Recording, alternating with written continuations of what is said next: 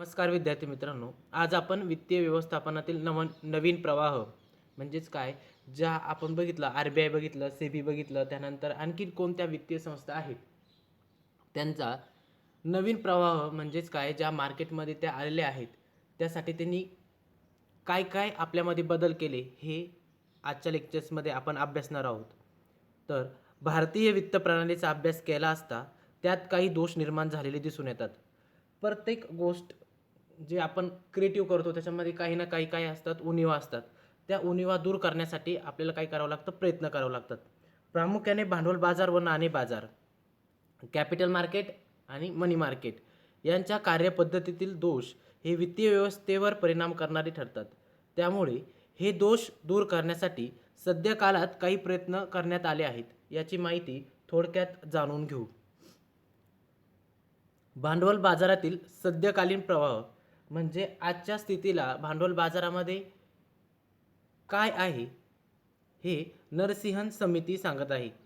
नरसिंह समिती आणि इतर समित्यांनी केलेल्या शिफारसीवरून भारत सरकारने भांडवल बाजाराचा विकास घडवून आणण्यासाठी काही उपाययोजना केल्या आहेत. त्या पुढील प्रमाणे: 1. सेबीची स्थापना. पाठीमागील लेक्चर्समध्ये आपण सेबी म्हणजे काय आणि सेबीची प्रमुख कार्य अभ्यासले आहेत. तर सेबी 31 मार्च 1992 रोजी त्याची काय झाली, स्थापना झाली व कायदेशीर स्वरूप असलेल्या सेबीची स्थापना म्हणजे security exchange board of India स्थापना करण्यात आली. भांडवल बाजारातील दोष दूर करण्याच्या हेतूने सेबीची स्थापना करण्यात आली. भाग बाजारामार्फत साधन सामुग्री गतिमान करणे, गुंतवणूकदाराच्या हिताचे रक्षण करणे, भाग बाजाराच्या व्यवस्थापनावर परिणामकारक नियंत्रण ठेवणे यासारखी उद्दिष्टे सेबी करत असते. त्यामध्ये नियंत्रणात्मक कार्य, त्यामध्ये फर्स्ट रोमन आकडा आहे, दलाल व उपदलाल यांची नोंदणी करण्याचे कार्य सेबी करते. आता दलाल सगळ्यांना माहिती आहे, यांची नोंदी करण्याचे कार्य काय करत असते, सेबी करत असते. आणि 2. भांडवल बाजारातील बनावट व फसवणुकीच्या व्यवहारांना आळा घालण्याचे कार्य सेबी करत असते. त्यानंतर विकासात्मक कार्य, भांडवल बाजारात गुंतवणूक करणाऱ्यांना या बाजारातील व्यवहारासंबंधी माहिती असणे गरजेचे असते. ज्यावेळेस आपण आपले शेअर्स काय करत असतो, गुंतवणूक करत असतो, ते कधी विकायचे, त्याची वाढ झाल्यानंतर कधी विकायचे, कधी घ्यायचे, या सगळ्या गोष्टीचा काय असला पाहिजे, आढावा असला पाहिजे. तरच आपण काय करू शकतो, त्या बाजारामध्ये चालू शकतो. त्यानंतर रोमन आकडा 2, भांडवल बाजारातील व्यवहारात अनेक मध्यस्थ सहभागी होतात. या मध्यस्थांसाठी प्रशिक्षण कार्यक्रमाची आखणी सेबी करत असते. ज्या लोकांना या सिक्युरिटीबद्दल माहीत नसते त्यांना काय करत असते, प्रशिक्षण कार्यक्रमाद्वारे सेबी काय करत असते, शिकवण्याचं काम करत असते. त्यानंतर 2. भाग बाजारात सुधारणा. भाग बाजार सुधारणा ही भांडवल बाजाराच्या बाबतीतील एक महत्त्वाची सुधारणा आहे. भाग बाजाराच्या कार्यपद्धतीत सुधारणा करण्यासाठी आणि गुंतवणूकदारांचा आत्मविश्वास वाढवण्यासाठी रोखे बाजाराच्या कार्यपद्धतीत अनेक सुधारणा करण्यात आल्या आहेत. यामध्ये भाग बाजारातील खरेदी विक्रीच्या व्यवहारात सुधारणा, राष्ट्रीय समाशोधन व्यवहारापूर्तीची व्यवस्था, राष्ट्रीय निक्षेप स्थानाची स्थापना व पतमापन संस्थांची स्थापना या गोष्टींचा काय करण्यात आला आहे, समाविष्ट करण्यात आला आहे. त्यामध्ये खरेदी विक्री व्यवहार व संगणकाचा वापर करणे, त्यानंतर 2. राष्ट्रीय समाशोधन व व्यवहारापूर्तीची स्थापना करणे, त्यानंतर 3. पतमापन संस्थाची स्थापना करणे, 4. भाग बाजारातील खरेदी विक्री व्यवहाराच्या वेळेत वाढ करणे आणि लास्ट भाग बाजार नियामक मंडळाच्या कार्यात सुधारणा करणे. त्यानंतर 3. पतमापन संस्थांची स्थापना. जसं की आता बघितलं आपण पतमापन, मग पतमापन म्हणजे काय, पतमापन संस्थांची स्थापना ही भाग बाजारातील महत्त्वाची सुधारणा आहे. ती गुंतवणूकदारांना मार्गदर्शन करण्यासाठी गुंतवणुकीच्या बाबतीत धोके स्पष्ट करून गुंतवणूकदारांचे हितरक्षण करण्यासाठी पतमापन संस्थेची स्थापना करण्यात आली आहे. यामध्ये जे काही क्रेडिट रेटिंग आहे ते देण्याचं कामही पतमापन संस्था करत असतात. क्रिसिल असेल, त्याच्यानंतर ICRA असेल,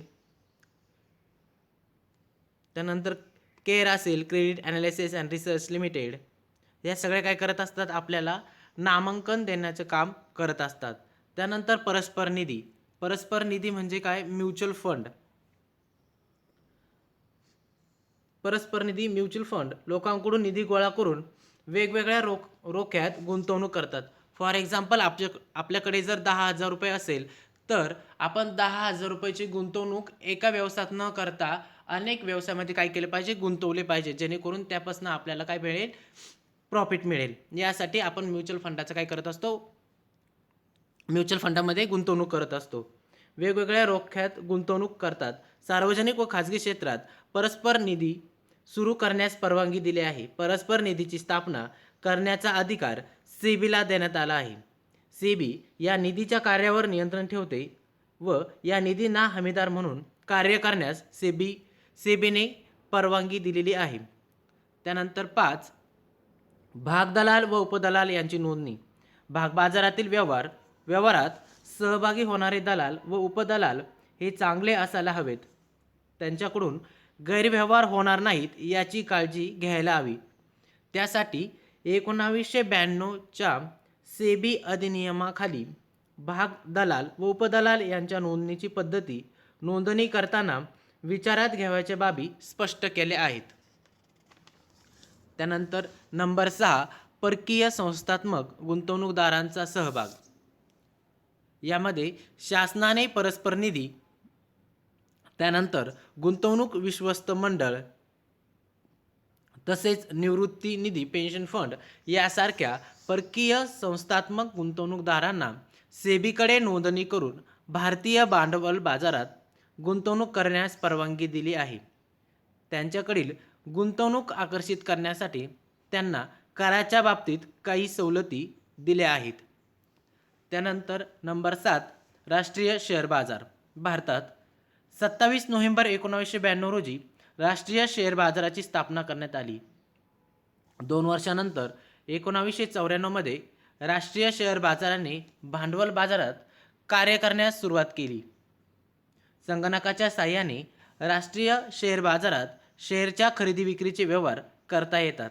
यातून गुंतवणूकदारांना गुंतवणूक करण्याच्या बाबतीत देशव्यापी सुविधा मिळते व कमी वेळात व कमी खर्चात व्यवहार करता येतात.